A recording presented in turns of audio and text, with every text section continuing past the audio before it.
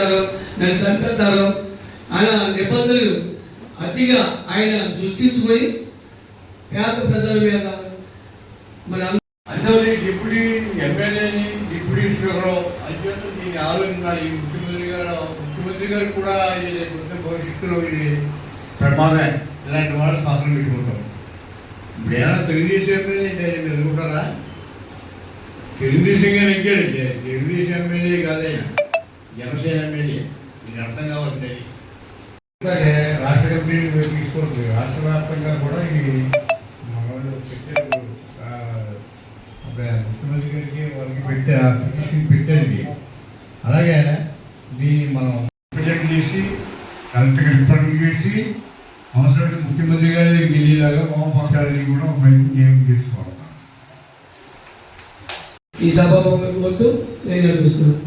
తీసుకుని అధికారికి మెమోరం ఇస్తాకెళ్తే కోరుతాను. ఈ రౌండ్ టేబుల్ సమావేశాన్ని కూడా మీరు విజ్ఞప్తి చేస్తున్నాం మిత్రులారా. Thank you. రాజబాబు గారికి ధన్యవాదాలు. చివరిగా ఆల్ ఇండియా లాయర్స్ యూనియన్ జిల్లా కార్యదర్శి కామన మున్సం గారిని. పశ్చిమ గోదావరి జిల్లా ఆకివీడు పెదపేటలో ఉద్రిక్త వాతావరణానికి స్థానిక శాసనసభ్యుడు డిప్యూటీ స్పీకర్ రఘురామకృష్ణరాజు బాధ్యత వహించాలి. ఒక బాధ్యతాయుతమైన వ్యక్తి సమస్యని శాంతియుతంగా పరిష్కరించడానికి బదులు చిచ్చుపెట్టి ప్రజల మధ్య విభేదాలను పెంచి రెచ్చగొట్టేలాగా ఒకరి మీదకి ఒకరిని ఎగదోసేలాగా ప్రయత్నం చేశారు. ఆయన ఒక రాజ్యాంగబద్ధ పదవిలో ఉన్నారు, ఉన్నతమైన హోదాలో ఉన్నారు. ఆయన చేసిన ప్రమాణానికి భిన్నంగా ఆయన వ్యవహార శైలి ఉన్నది. ఆయన ప్రజల ఐక్యతని సామరస్యాన్ని కాపాడటం కాకుండా ఐక్యతకి చిచ్చు పెడుతున్నారు, సామరస్యానికి చిచ్చు పెడుతున్నారు, ప్రజల మధ్య విభేదాల్ని సృష్టిస్తున్నారు, ఉద్రిక్తతలకి కారణమవుతున్నారు. చేత పెదపేటలో జరిగినటువంటి సంఘటనకి ఆయనే ప్రధానమైనటువంటి బాధ్యుడు. ఇక రెండోది, ఉద్రిక్త వాతావరణం ఏర్పడుతుందని ముందే తెలిసిన తర్వాత శాసనసభ్యుడు దానికి సన్నాహాలు చేస్తున్నారని తెలిసి కూడా పోలీసు యంత్రాంగం దాన్ని నిరోధించడానికి ప్రయత్నం చేయలేదు. సున్నితమైన వాతావరణం ఏర్పడినప్పుడు ఆయన్ని అక్కడికి వెళ్ళకుండా ఆపాల్సింది, నివారించాల్సింది. అలాంటిది చేయకుండా ఆయన చర్యకి పోలీసుల యొక్క చర్య కూడా తోడైనట్టుగా భావిస్తున్నాం. అధికార యంత్రాంగం, పోలీసు యంత్రాంగం కూడా తక్షణం అక్కడ శాంతియుత వాతావరణం నెలకొనేలాగా చర్యలు తీసుకోవాలి. ప్రజల మధ్య సామరస్యత ఏర్పడటానికి చర్యలు తీసుకోవాలి. ముఖ్యమంత్రి గారు, ఉప ముఖ్యమంత్రి గారు వాస్తవాలు తెలుసుకోకుండా స్పందించారు. ప్రజల మధ్య విభజనని, చిచ్చుని పెడుతున్నటువంటి, విభేదాలకి అవకాశం ఇస్తున్నటువంటి, రెచ్చగొడుతున్నటువంటి రఘురామకృష్ణరాజుని కంట్రోల్ చేయాల్సింది పోయి ఆయన్ని వెనకేసుకురావటం సిగ్గుచేటటువంటి విషయం. ఇప్పటికైనా ముఖ్యమంత్రి గారు, ఉప ముఖ్యమంత్రి గారు తమ వైఖరిని పునరాలోచించుకోవాలి. ప్రజల మధ్య చిచ్చు పెడుతున్నటువంటి, ప్రజల మధ్య విభేదాలకు కారణమవుతున్నటువంటి, రెచ్చగొడుతున్నటువంటి, పచ్చని గోదావరి జిల్లాలో చిచ్చు పెడుతున్నటువంటి రఘురామకృష్ణరాజుని అదుపు చేయాలి అని డిమాండ్ చేస్తున్నాం. అక్కడ పెదపేటలో ఈ రోజున భయానకమైనటువంటి వాతావరణం ఉన్నది. విచ్చలవిడిగా అరెస్టులు చేస్తున్నారు, అక్రమ అరెస్టులు చేస్తున్నారు. ఆ అరెస్టులు ఆపాలని కోరుతున్నాం. అరెస్టులు చేసినటువంటి వారిని విడుదల చేయాలని కోరుతున్నాం. పశ్చిమ గోదావరి జిల్లా ప్రజానికం కానీ, వామపక్షాలు, దళిత సంఘాలు, ప్రజా సంఘాలు ఘర్షణలు ఉండకూడదని కోరుకుంటాయి. ప్రజల మధ్య సామరస్యం ఉండాలని కోరుకుంటాయి.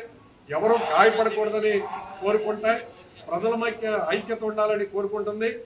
ప్రజల అభివృద్ధి కోరుకుంటాయి. ఈ రోజున జిల్లాలో అనేక సమస్యలు ఉన్నాయి, రాష్ట్రంలో అనేక సమస్యలు ఉన్నాయి. యుద్ధం వల్ల ధరలు పెరుగుతున్నాయి. గ్యాసు, పెట్రోలు, డీజిల్, నిత్యావసర వస్తువులు ధరలు పెరుగుతున్నాయి. రైతాంగం యొక్క సమస్యలు అలాగే ఉన్నాయి. ఆక్వా రైతుల సమస్యలు ఉన్నాయి. వ్యవసాయ కార్మికుల సమస్యలు ఉన్నాయి. చదువుకున్న వాళ్ళకి ఉద్యోగ అవకాశాలు లేవు. సూపర్ 6 అమలు పథకాలు ఇంకా అనేకమైన బాకీ ఉన్నాయి.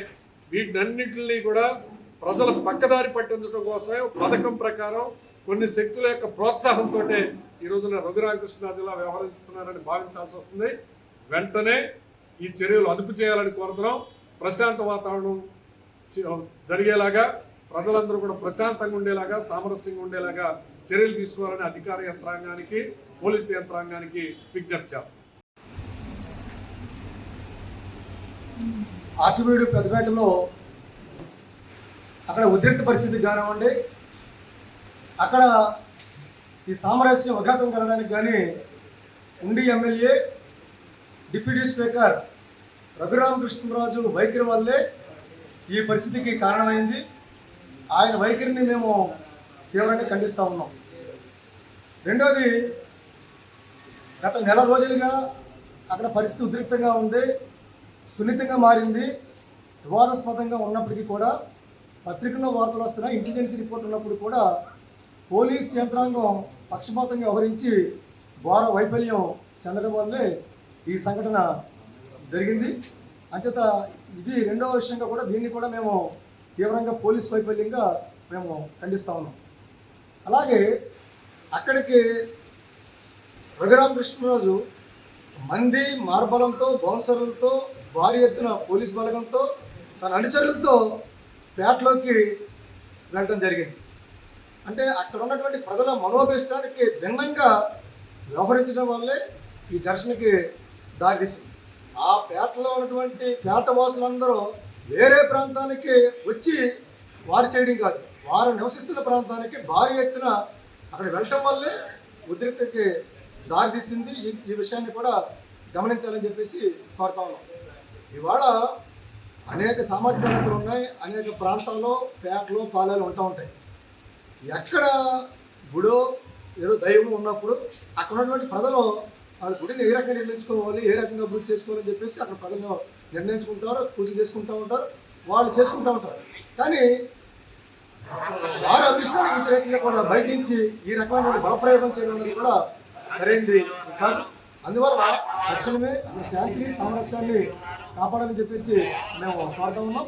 అలాగే ఏవైతే అరెస్టులు చేశారో అక్రమ అరెస్టులు వారిని విడుదల చేయాలి, తప్పుడు కేసుల్ని ఆపాలని చెప్పేసి కూడా మేము కోరుతా ఉన్నాం. ఈ ఉండి నియోజకవర్గంలో ఎన్నికలు అయిన తర్వాత, అధికారంలోకి వచ్చిన తర్వాత, ఒకటి అగ్రకుల కులాధిపత్యం, కులాహంకారం నడుస్తూ ఉంది. మరొక వైపు అధికార అహంకారం, ఆధిపత్యం నడుస్తూ ఉంది. ఈ రెండింటిని జమిలీగా తీసుకువెళ్తూ ప్రజల మధ్య కుల భేదాన్ని, మత భేదాన్ని, ప్రాంతీయ భేదాన్ని రేకెత్తిస్తూ ఈ రోజున ఉండి నియోజకవర్గంలో ఎమ్మెల్యే గారు వ్యవహరిస్తూ ఉన్నారు.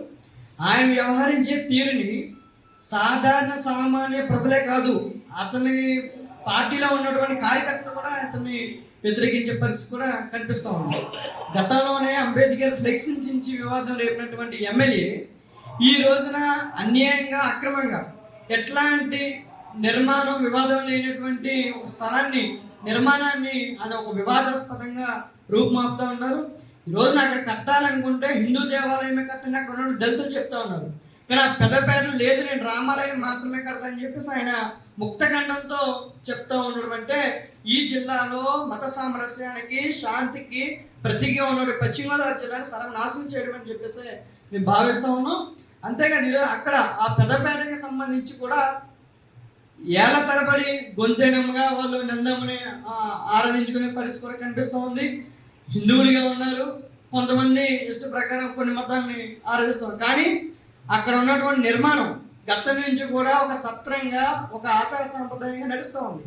కానీ దాని వెనకాల ఉన్నటువంటి మూలం ఏంటంటే అంటే ఆ నిర్మాణానికి ఆనుకొని ఉన్నటువంటి 2 ఎకరాల 32 సెంట్ల భూమిని కబ్జా చేయాలన్న ఒక ఉద్దేశం ఈరోజు ఎమ్మెల్యే దాని మీద కన్నేశాడు తప్ప వేరే ఆలోచన ఏం కాదు.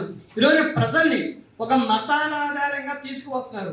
నేను చేతులు కట్టుకోవచ్చు కానీ రామ భక్తులు చేతులు కట్టుకోరు, నేను సైలెంట్గా ఉండవచ్చు కానీ హిందువులు సైలెంట్గా ఉండరు. అంటే ఈ రకంగా పరోక్షంగా ప్రజల్ని మతాన్ని విధంగా రెచ్చగొట్టే విధంగా వ్యవహరిస్తున్నారంటే ఆయన ఆలోచన ఏంటో మనం అర్థం చేసుకోవాలా.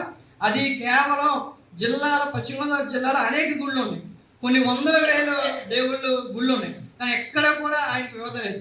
ఇంకా చెప్పాలంటే రోడ్డు వైండింగ్ పేరుతో, అభివృద్ధి పేరుతో అనేక దేవాలయాలే కూల్చిన వ్యక్తి ఈ రోజున రామ భక్తి ఒకేసారి మీద పడిపోయి నేను రామాలయాన్ని నిర్మిస్తానని చెప్పేసి హిందువుల పైన, హిందువుల దేవుల పైన ఈరోజు ప్రేమ వస్తున్నారంటే ఇది ప్రజలందరూ కూడా అర్థం చేసుకోవాలి.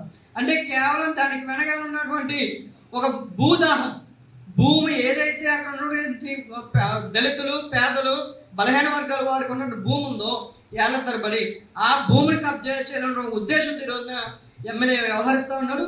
ఈ ఆయన తీరు ప్రజల మధ్య మరింత మత సామరస్యాన్ని విఘాతం కలిగించేలా ఉంది.